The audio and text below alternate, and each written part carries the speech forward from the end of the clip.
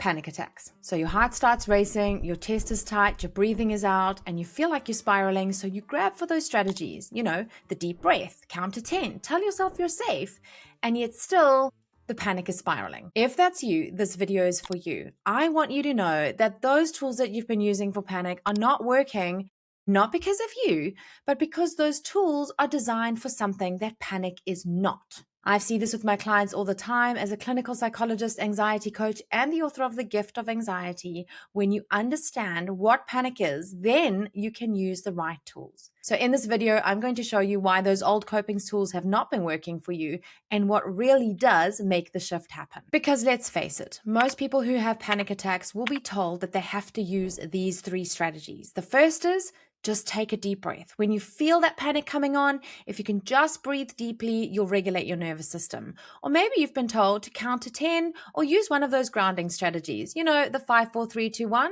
where you find 5 things you can see, 4 things that you can touch, 3 things you can hear, 2 things you can smell, and 1 thing that you can taste. Or you might be told to just tell yourself that you're safe, that there's nothing bad that's happening in this moment. And you know what? Those strategies are fabulous. They really do help to regulate your nervous system. So I am not telling you to not use those. Problem is that those strategies work really well for high stress or anxiety, but they're not the same for panic. Panic is something completely different.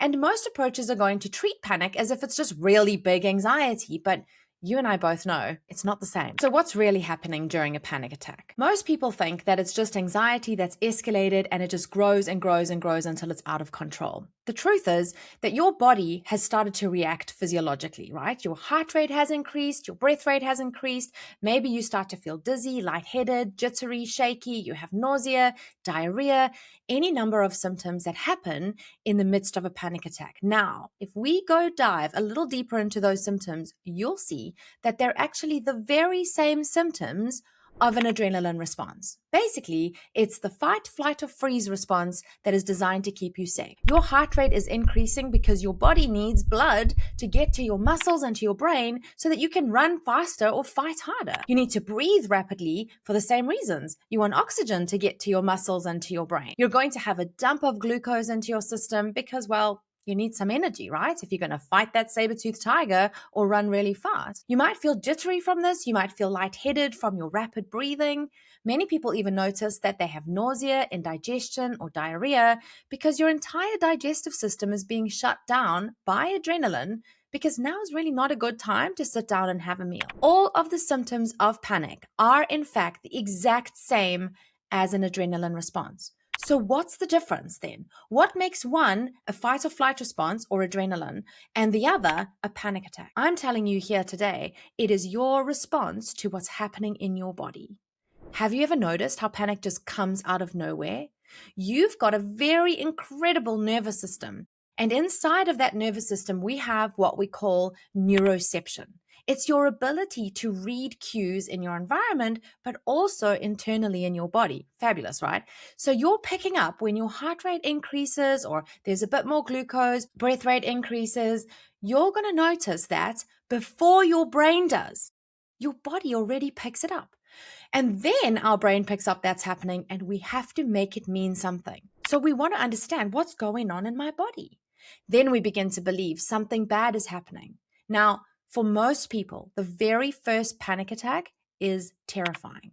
We both know how out of control we feel. And for many people, they either believe they're going to die or they're going to go crazy or they're going to pass out. Those 3 things feel like a real threat to your existence. So in that moment, the panic attack itself is a traumatic experience. And from then on forth, we never want to experience another one.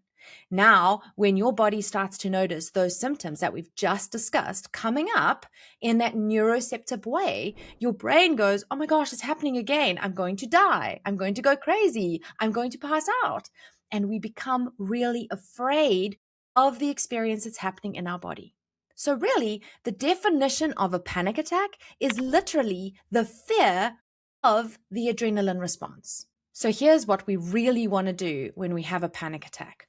We want to change our response to the adrenaline. Can you imagine if your heart rate increased and you had all those symptoms that looked very much like anxiety spiking, and you, with confidence, were able to say, I'm just having an adrenaline rush, and you were not afraid of what was happening to you? Do you think that you would have a panic attack? Most people will say no.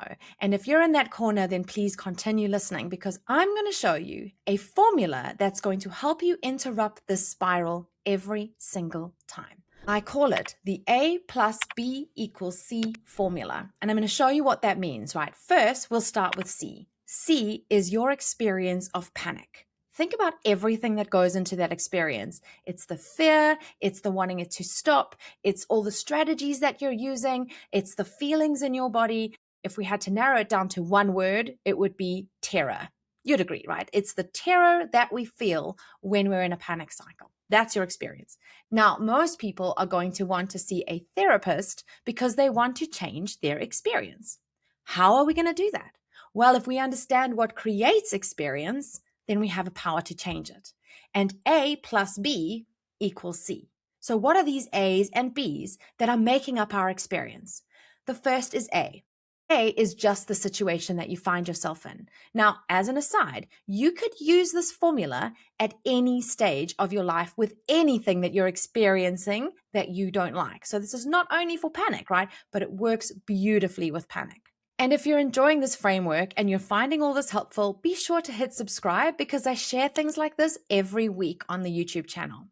So A is our situation. It's the objective place that you find yourself in. It is the facts of what's happening. It's not got any interpretations in it. It's not got any assumptions. It's literally the facts, the certainty that is the situation that you find yourself in right now.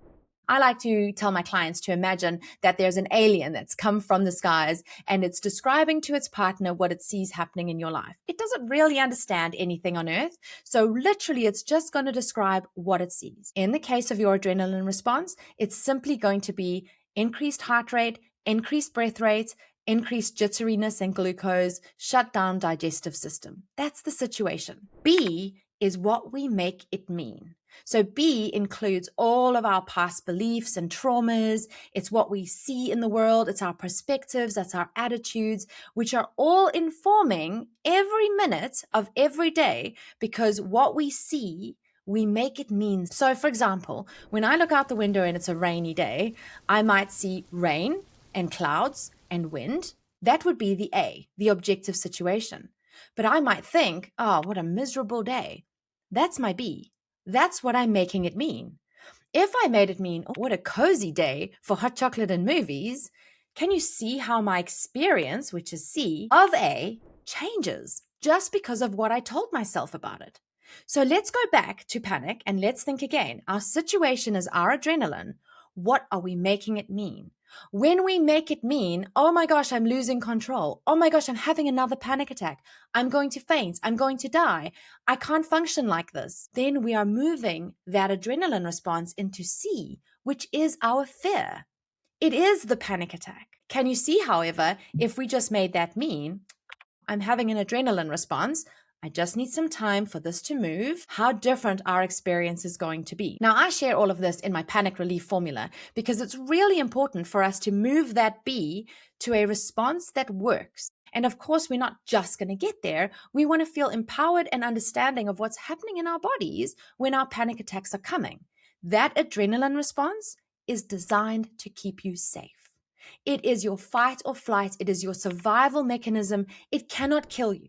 It cannot function in a way that renders you useless. Very often, the adrenaline response is causing energy in our bodies, and because we're not running or fighting, it feels really uncomfortable. So when we're thinking about what we want to do with that A, instead of sitting here in a freeze response with all this stuff going on and then telling ourselves, I'm going to die, I can't function, this isn't working for me, could we shift that to something else? Now, this is where nervous system regulation comes in really handy, because if you understand what sort of state your body goes into, do you want to run? Do you want to fight? Do you want to freeze?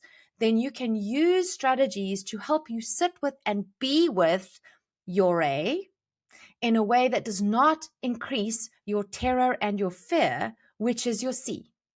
And that C is the panic attack. I hope you can see that what a panic attack is the response that you're having to an adrenaline response that makes it a panic attack. Otherwise, it would just be high anxiety. So the big reason all those traditional responses don't actually work is because they're assuming that you just have high anxiety or stress, where, regulating your nervous system is probably a really good idea. They are not addressing the fact that you are actually terrified of an adrenaline response. So no amount of breathing or counting to 10 or grounding yourself is going to change the fear that you have of that adrenaline. And that's why your panic keeps spiraling. So my advice to you here is to practice this before you actually need it, right? The more we try on a strategy, the more comfortable we become with it. So what we really want to do is consider situations that we find ourselves in and the experience that we're having. Have a think about what is factually happening here? Not what do I think is happening? What am I interpreting? What am I afraid is going to happen? Just simply, what is the situation as it stands?